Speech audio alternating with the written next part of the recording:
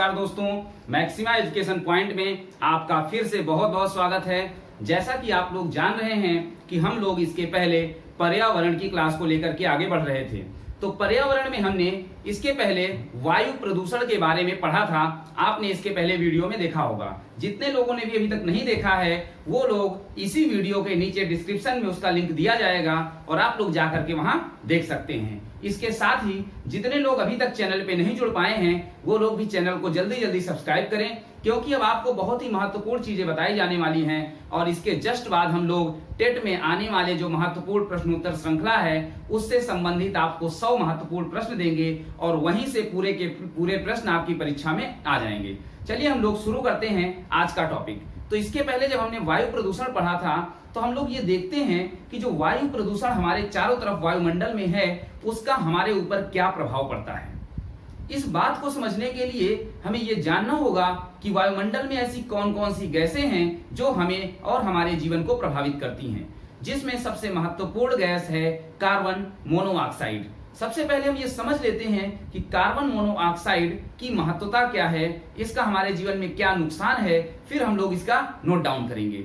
तो सबसे पहले अगर बात करें कार्बन मोनोऑक्साइड की तो इसका फॉर्मूला CO से रिप्रेजेंट करते हैं। किसमें से? CO से रिप्रेजेंट करते हैं। बात करें इसके गुणों की तो यह जो है हवा से भारी गैस है, इसलिए वायुमंडल में क्या है, नीचे आ जाती है। साथ ही साथ यह पानी में अघुलनशील होती है, यानी पानी में घुलती नहीं है।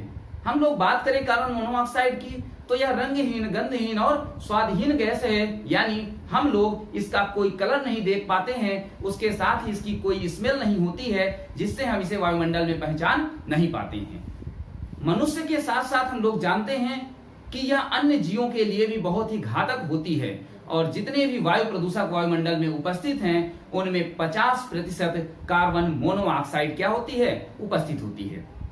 सबसे बड़ा क्वेश्चन जो इसमें आपका पूछा जाता है कि कार्बन मोनोऑक्साइड को और किस नाम से जानते हैं, तो इसे हम दम घोंटू गैस के नाम से जानते हैं। यह आपको ऑप्शन टिक कर देना है और आगे बढ़ जाना है। बात करें इसका प्रभाव हमारे जीवन में कहां तक है, तो यह जो है श्वास के माध्यम से क्या है, शरीर में पहुंच जाती है और शरीर में पहुंचकर जो रक्त में हीमोग्लोबिन उपस्थित है उसकी वहन क्षमता को, यानी ऑक्सीजन की वहन क्षमता को कम कर देती है, जिसके फलस्वरूप व्यक्ति की क्या हो जाती है, जब ऑक्सीजन का प्रवाह शरीर में नहीं होगा तो व्यक्ति की मृत्यु हो जाएगी। बात एकदम से क्लियर हो जानी चाहिए कि कार्बन मोनोऑक्साइड का क्या दुष्परिणाम हो रहा है। तो बात करेंगे कि इसकी उत्पत्ति कहां से होती है, तो जितने भी जीवाश्म ईंधन हैं, कोयला, इसके बाद खनिज तेल, इनका जब पूर्ण रूप से दहन नहीं हो पाता तब वहां से कार्बन मोनोऑक्साइड क्या होती है, उत्सर्जित होती है। साथ ही साथ स्वचालित वाहनों, सिगरेट आदि के धुओं से इसका उत्सर्जन होता है। और हम बात करें कि वायुमंडल में सबसे ज्यादा उत्सर्जन, यह भी प्रश्न आपके परीक्षा में आया हुआ है, तो सबसे ज्यादा कार्बन मोनोऑक्साइड का उत्सर्जन परिवहन से लगभग 76% के आसपास, उसके बाद घरेलू ईंधन से, एल्युमिनियम संयंत्र से और अन्य यंत्रों से भी क्या है, इसकी उत्पत्ति होती है। अगर इतना नुकसान है, हम बात करें कि हम कैसे अपने आप को बचा सकते हैं, तो जैसा कि वर्तमान में आप लोग देखते हैं कि दबाव युक्त जो CNG है, कॉम्प्रेस्ड नेचुरल गैस का प्रयोग है, इसके साथ साथ द्रवित LPG यानी लिक्विफाइड पेट्रोलियम गैस का प्रयोग है और ऑटोमोबाइल्स में हम लोग फिल्टर लगा करके इस गैस के उत्सर्जन में क्या है, बहुत हद तक कमी ला सकते हैं। तो बात करते हैं कैसे हम इसे नोट डाउन करेंगे। तो यहाँ आप लोग देखेंगे कार्बन मोनोऑक्साइड, यह हवा से भारी गैस है, पानी में अघुलनशील है, रंगहीन, गंधहीन और स्वादहीन गैस है। मानव के साथ साथ अन्य प्राणियों के लिए भी क्या है, हानिकारक है। सभी वायु प्रदूषकों में 50% इसकी मात्रा होती है। सबसे महत्वपूर्ण प्रश्न है, इसे दम घोंटू गैस के नाम से जानते हैं, आप इसे ठीक कर लेंगे। प्रभाव की बात करेंगे तो यह श्वास के क्या है, माध्यम से शरीर में पहुंचकर हीमोग्लोबिन के साथ क्या हो जाती है, घुल जाती है और ऑक्सीजन वहन क्षमता को कम करके व्यक्ति की मृत्यु का कारण बन जाती है। इसकी उत्पत्ति जीवाश्म ईंधनों, कोयला, खनिज तेल, अपूर्ण दहन और स्वचालित वाहनों तथा सिगरेट आदि के धुएं से इसका उत्सर्जन वायुमंडल में होता है। सबसे ज्यादा देखिए परिवहन से 76%, घरेलू ईंधन से 11%, संयंत्र एल्युमिनियम संयंत्र से 9% और अन्य स्रोतों से 4% इसका उत्सर्जन होता है। Compressed natural gas, liquefied petroleum gas और इसके साथ साथ ऑटोमोबाइल्स में फिल्टर का प्रयोग करके हम इसके उत्सर्जन में काफी हद तक कमी ला सकते हैं। तो इसके आप लोग नोट करेंगे, इसके बाद हम आगे की ओर बढ़ते हैं। तो आगे हम लोग देखेंगे दूसरी गैस के बारे में, जो है नाइट्रोजन के ऑक्साइड। क्या है? नाइट्रोजन के ऑक्साइड। दरअसल नाइट्रोजन के जो ऑक्साइड हैं उसमें मुख्य रूप से हम तीन गैसों को नाइट्रिक ऑक्साइड, नाइट्रोजन ऑक्साइड और नाइट्रोजन डाइऑक्साइड के बारे में पढ़ते हैं, क्योंकि यह तीनों नाइट्रोजन के ऑक्साइड हैं और तीनों पर्यावरण को कहीं ना कहीं प्रदूषित करते हैं। तो बात करते हैं कि किस प्रकार से यह नाइट्रोजन के ऑक्साइड हमें प्रभावित करते हैं। तो बात करेंगे कि ये जितने भी ऑक्साइड हैं तीनों के तीनों, यह वायुमंडल में जो नमी है उसके साथ क्या करते हैं? क्रिया करते हैं, और क्रिया करने के बाद एक अम्ल बनाते हैं जिसे हम HNO3 नाइट्रिक एसिड के नाम से जानते हैं।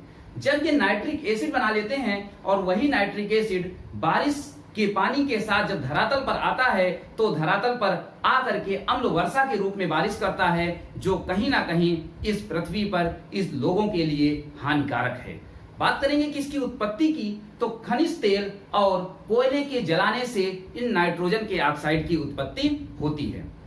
नुकसान क्या है? तो मनुष्य के शरीर में अगर ये नाइट्रिक ऑक्साइड का सांद्रण या मात्रा ज्यादा हो जाती है तो मनुष्य कई ऐसे रोग हैं, जैसे मसूड़ों में सूजन आ जाना, रक्तस्राव शुरू हो जाना, उसके बाद निमोनिया जैसे रोगों का क्या हो जाता है? शिकार हो जाता है। जैसे और आप देखते हैं कि अधिक ऊंचाई पर उड़ने वाले जो सुपरसोनिक जेट विमान हैं उनसे भी नाइट्रोजन ऑक्साइड क्या है? वायुमंडल में प्रसरित होती रहती है, और उसके बाद जब ये वायुमंडल में समताप मंडल में फैलती है तो फैलने के बाद जो उपस्थित उसमें ओजोन की परत है उसे धीरे धीरे पतला करती जाती है। जब ओजोन परत पतली होती जाती है तो आने वाली जो अल्ट्रावायलेट रेज हैं, पराबैंगनी किरणें हैं, वह ज्यादा से ज्यादा क्या है? पृथ्वी पर आती हैं, यानी खतरा संभव है।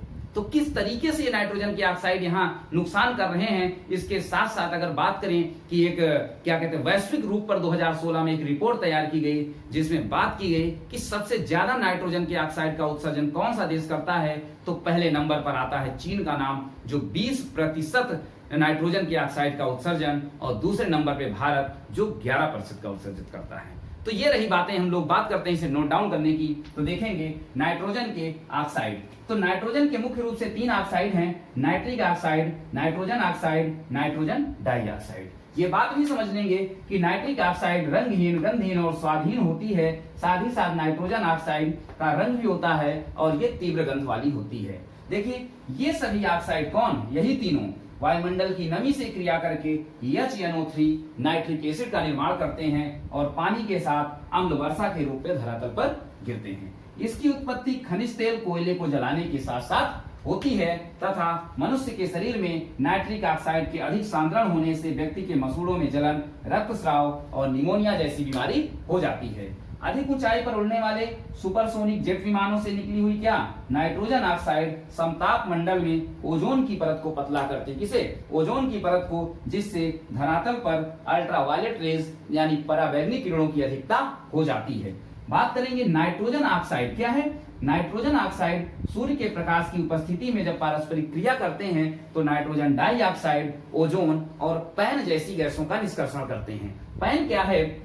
पैराक्सिल एसिटाइल नाइट्रेट, जिसे फुल फॉर्म है और PAN के नाम से जानते हैं, और ये जब पूरा एक समग्र रूप ले लेता है तो इसे हम प्रकाश रासायनिक स्मोक के नाम से जानते हैं। बात करेंगे 2016 के वैश्विक स्तर की, तो नाइट्रोजन गैस के उत्सर्जन में प्रथम नंबर पर चीन था, दूसरे पर भारत, तीसरे का अमेरिका, चौथे पर ब्राजील, और ये रहे इनके क्या हैं? प्रतिशत क्रम। तो इसे भी आप नोट डाउन करेंगे। तो अगला हम लोग देखेंगे सल्फर डाइऑक्साइड के बारे में, जो सबसे महत्वपूर्ण और सबसे खतरनाक क्वेश्चन आता है या सबसे खतरनाक गैस होती है। लेकिन आगे बढ़ने से पहले आप लोग एक विशेष ध्यान देंगे कि जितने भी लोग अभी तक चैनल को सब्सक्राइब नहीं किए हैं वो लोग जल्दी जल्दी चैनल को सब्सक्राइब कर लें, क्योंकि इसी तरह के महत्वपूर्ण तथ्य आपके सामने रिप्रेजेंट होंगे और आपको नोटिफिकेशन बिल के द्वारा क्या हो जाए? इंफॉर्मेशन मिलती रहे। चलिए बात करते हैं सल्फर डाइऑक्साइड, जिसका फॉर्मूला SO2 होता है। बात करें जितने भी पर्यावरण में प्रदूषक उपस्थित हैं उनमें दूसरा सबसे महत्वपूर्ण प्रदूषक कहलाता है सल्फर डाइऑक्साइड। इसकी उत्पत्ति के बारे में बात करेंगे तो यह ताप शक्तिगृह, कोयला, खनिज तेल शोधक जो भी कारखाने हैं और स्वचालित वाहनों से इस सल्फर डाइऑक्साइड की काफी मात्रा में गैस की उत्पत्ति होती है। अगर इतना ज्यादा ये पर्यावरण में प्रदूषित हो रहा है तो मनुष्य में इसका क्या प्रभाव पड़ेगा? तो व्यक्ति के आंखों में जलन, दमा, खांसी, फेफड़े में दर्द और सिर में दर्द जैसी समस्याएं इस सल्फर डाइऑक्साइड की गैस के कारण हो सकती हैं।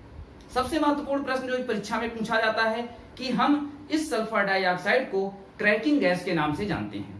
क्रैकिंग गैस मतलब क्रैक करने वाली, इसका मतलब यह ऐसी गैस है जब हम इसे लगातार किसी पत्थर के ऊपर अगर लगातार प्रवाहित करें तो वह पत्थर भी छत विछत हो जाता है, इसलिए हम इस गैस को क्रैकिंग गैस के नाम से जानते हैं।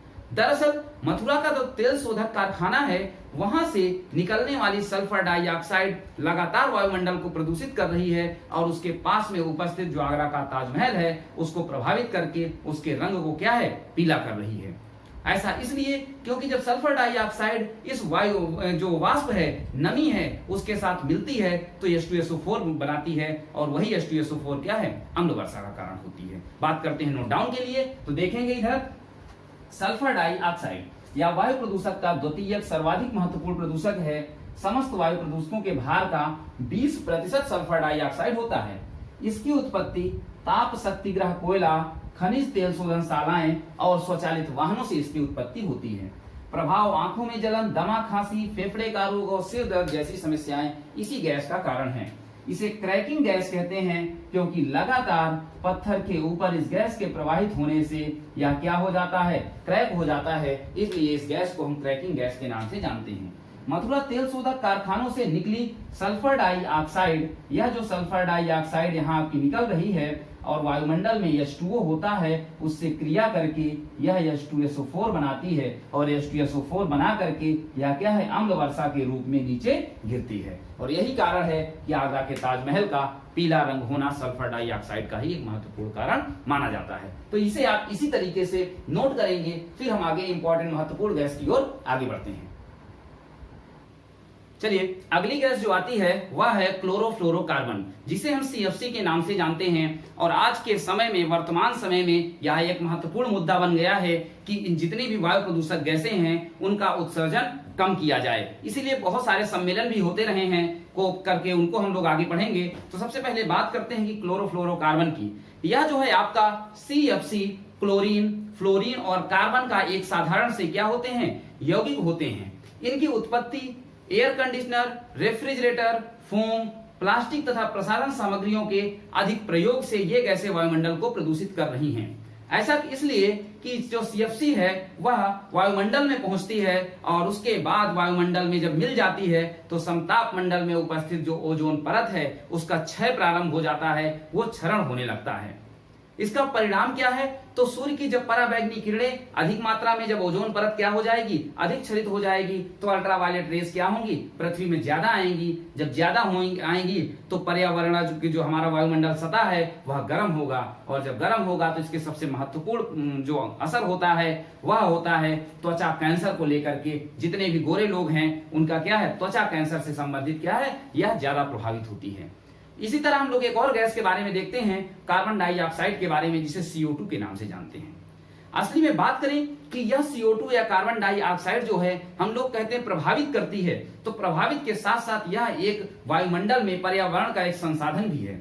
ऐसा इसलिए क्योंकि पेड़ पौधे इसी के द्वारा ही अपना क्या करते हैं, भोजन का निर्माण करते हैं। देखिए, अब हम लोग देखते हैं इसे नोट करने के लिए। देखिए, CFC की बात करेंगे तो यह क्लोरीन, फ्लोरीन, कार्बन का एक क्या है, साधारण यौगिक है। Air conditioner, refrigerator, foam, plastic तथा प्रसाधन सामग्री से CFC का बहुत ही ज्यादा मात्रा में उत्सर्जन होता है। CFC के वायुमंडल में पहुंचने पर ओजोन परत का क्या है, क्षय प्रारंभ हो जाता है और परिणाम क्या है, अल्ट्रावायलेट रेज धरातल पर बहुत ज्यादा पहुंचती हैं, जिससे तापमान में वृद्धि होती है और गोरे लोगों में चर्म कैंसर की समस्याएं उत्पन्न हो जाती हैं।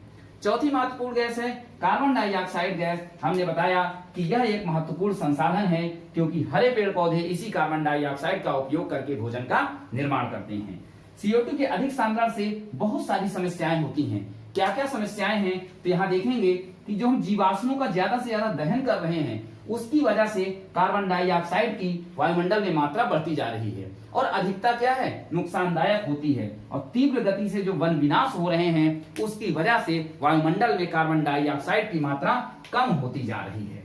तो जब ये कार्बन डाइऑक्साइड की मात्रा अधिक होगी, सांद्रण अधिक होगा, तो ग्रीन हाउस इफेक्ट क्या हो जाएगा, प्रभावित हो जाएगा, और इसी के साथ साथ धरातल में यानी सतह का तापमान भी वृद्धि होगा। इस तापमान के बढ़ने से आप देखेंगे कि वर्षा और मृदा की नमी में कमी आएगी, साथ ही साथ महासागरीय जल की अम्लता बढ़ेगी, और जितने भी आपके क्या हैं महाद्वीपीय हिमनद हैं बर्फीले, वो क्या होंगे, जल्दी जल्दी पिघलेंगे। इसकी वजह से हमारा पूरा का पूरा पर्यावरण प्रदूषित होगा। तो ये रही आपकी पर्यावरण के प्रभाव यानी वायु प्रदूषण के प्रभाव की महत्वपूर्ण क्लास। इसी तरह आप लोग बने रहिए, लेकिन चैनल को जरूर सब्सक्राइब करिए और अपने दोस्तों तक पहुंचाइए, क्योंकि ऐसी सारी जानकारी आपको कहीं भी किसी भी चैनल पे मिलने वाली नहीं है। इसी तरह हमारे साथ चैनल पे बने रहिए। धन्यवाद।